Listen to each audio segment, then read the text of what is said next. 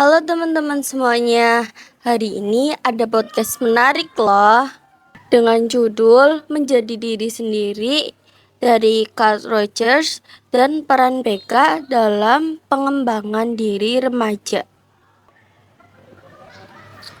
yang bertemakan bagaimana teori Carl Rogers membantu siswa untuk mengenali diri sendiri, menerima diri, dan mengembangkan potensi melalui layanan bimbingan dan konseling.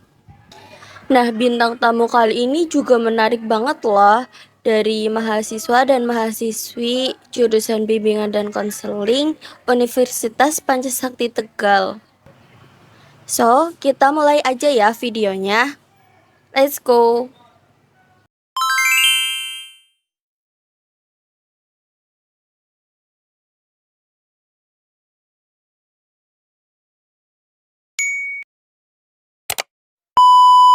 Halo teman-teman, selamat datang kembali di podcast BK Inspiratif hari ini.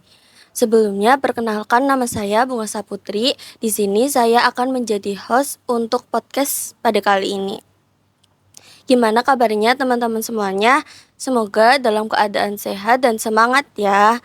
Nah teman-teman, pernah gak sih kalian itu merasa harus menjadi orang lain dulu supaya dianggap hebat? Atau mungkin kalian suka membandingkan diri sendiri dengan orang lain yang lebih hebat, lebih aktif, dan lebih berprestasi?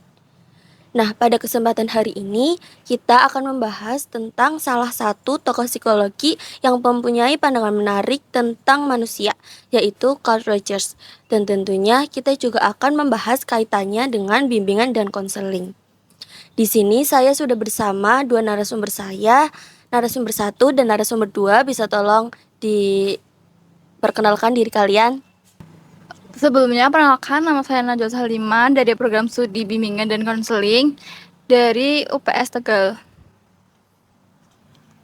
Dan saya Danu Faisal Akbar dari bimbingan konseling UPS Tegal. Oke, langsung saja. Kan tadi kan kita membahas tentang Carl Rogers. Nah itu buat teman-teman yang belum tahu, mungkin siapa sih Carl Rogers itu? Bisa tolong dijelaskan? Oke, kalau kita bicara tentang psikologi humanistik, nama Carl Roger itu tuh tidak bisa dilewatkan karena Roger itu percaya bahwa setiap manusia itu adalah manusia yang baik dan memiliki potensi untuk berkembang dan menjadi lebih baik.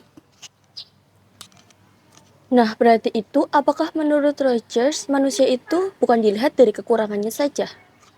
Betul banget, karena kalau teori lain kadang tuh fokusnya kan mencari sumber masalahnya saja. Nah, kalau Roger itu justru lebih fokus melihat kekuatan dan potensi yang dimiliki dirinya sendiri. Jadi sebenarnya setiap orang tuh punya kemampuan untuk menyelesaikan masalahnya sendiri, asalkan mendapatkan lingkungan yang baik. Menarik banget ya, jadi itu Rogers melihat manusia itu dengan cara yang positif. Iya betul, karena Roger itu percaya bahwa seluruh alam semesta di dunia ini mau hidup, mau tak hidup itu memiliki kecenderungan formatif untuk berkembang dari bentuk yang sederhana ke bentuk yang kompleks.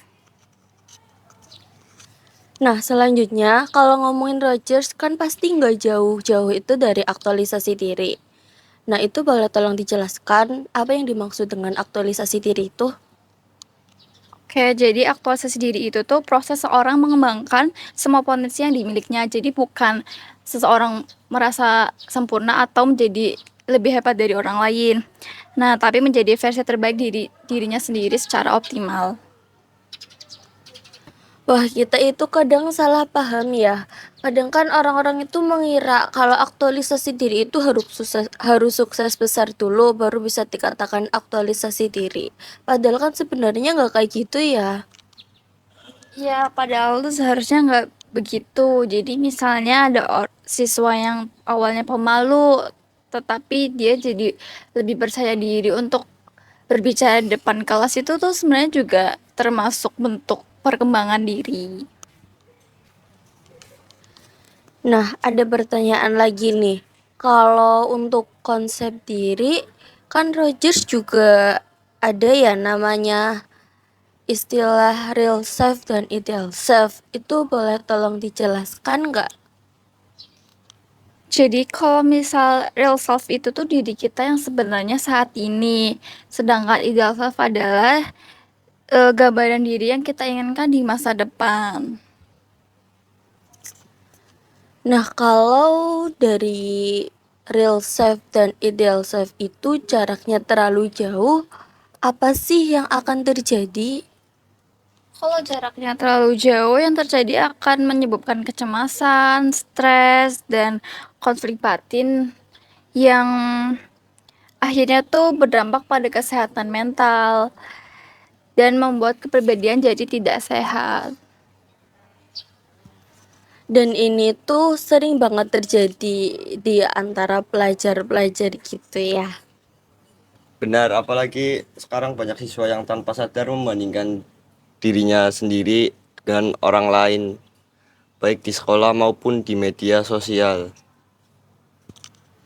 Iya sih, kadang itu lihat temen yang dapat nilai tinggi itu kita udah merasa insecure dan merasa tertinggal. Iya, padahal setiap orang punya proses dan kelebihannya masing-masing. Menarik banget nih pembahasannya. Nah, coba kita kaitkan dengan bimbingan dan konseling. Apakah teori ini itu relevan untuk digunakan di sekolah-sekolah? Ya, sangat relevan karena dalam PK, konselor membantu siswa memahami dirinya, memahami perasaannya, dan menerima dirinya apa adanya. Jadi itu konselor bukan cuma orang yang memberi nasihat gitu ya. Betul, konselor juga menjadi pendengar yang baik dan membantu siswa menemukan solusi dan dirinya sendiri. Nah, kalau menurut Rogers, kalau nggak salah itu ada 3 sikap yang harus dimiliki konselor. Bisa tolong jelaskan nggak 3 sikapnya itu apa aja? Ya, yang pertama adalah unconditional positive regard, yaitu menerima siswa tanpa menghakimi. Artinya itu apakah kalau siswa punya masalah itu akan tetap dihargai? Tepat sekali. Yang kedua adalah empati, yaitu berusaha memahami apa yang dirasakan oleh siswa. Dan yang ketiga adalah kongruensi atau keaslian, artinya konselor bersikap jujur, tulus, dan tidak dibuat-buat. Nah, kalau misalnya dari ketiga sikap itu ada, apakah siswa akan jadi lebih nyaman untuk bercerita? Benar, saat siswa merasa dirinya diterima dan dipahami, mereka biasanya lebih terbuka dan lebih jujur terhadap konselor. Berarti tujuan BK itu bukan cuma membantu siswa keluar dari masalah ya, tetapi juga membantu mereka untuk terus berkembang di masa yang akan datang. Iya benar, harapannya siswa bisa lebih mengenali potensinya diri sendiri dan mencapai aktualisasi dirinya. Seru juga ya pembahasan kita pada hari ini. Jadi tuh kita belajar bahwa setiap orang itu punya potensi untuk terus berkembang dan bisa menjadi versi terbaik dari dirinya sendiri di masa yang akan datang. Nah, termasuk teman-teman semua yang sedang mendengarkan podcast pada hari ini. Yang terpenting bukan menjadi orang lain, tetapi kita menjadi diri kita sendiri dengan versi yang lebih terbaik di masa yang akan datang. Disinilah peran BK, yaitu membantu siswa menemukan, memahami, dan mengembangkan potensi yang mereka miliki. Dan terima kasih juga untuk teman-teman yang sudah mendengarkan podcast BK Inspiratif pada hari ini. Semoga obrolan hari ini bermanfaat dan bisa membuat kita jauh lebih baik ke depannya. Dan semoga kita bisa lebih percaya diri dalam menjalankan proses pengembangan diri. Sampai jumpa di episode selanjutnya. Tetap semangat, terus berkembang, dan ingat bahwa setiap orang punya nilai dan potensi yang berharga. Sampai jumpa lagi.